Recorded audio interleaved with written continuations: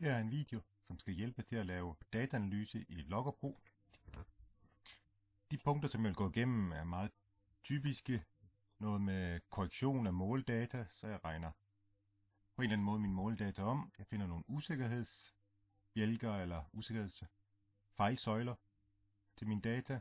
Jeg laver en kurvetilpasning for at analysere mine data. Og så til sidst skal jeg have dataene over i Word, så jeg kan få dem med i min rapport. Det her datasæt, jeg viser her, det viser halveringstiden af den eksisterende tilstand af barium 137. Lige en fejl, der står cesium 137, for det er jo halveringstiden af barium 137, som vi har målt. Så. Og jeg har lavet en huskeliste af de punkter, der lige stod lige før, som jeg skal igennem. Den er her. Nu laver vi lige lidt større.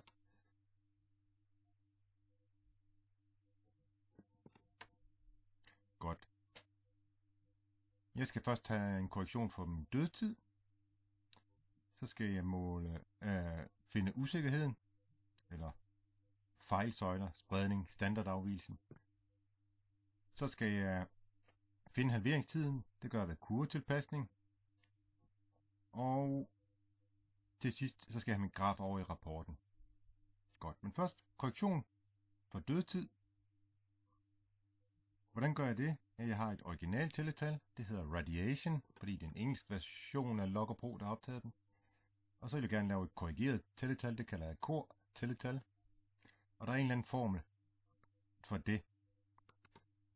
Den skal man så finde. Og i vores tilfælde, der er det jo så heldigt, at vi har brugt lidt tid på det.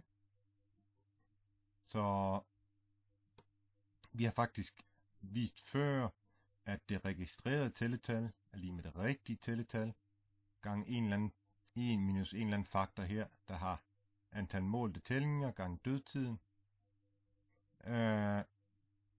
divideret med vores tælletid.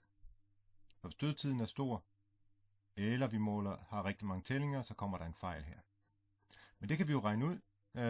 Det her kan vi jo skrive om, så vi kan isolere det rigtige tælletal. Og det er gjort hernede.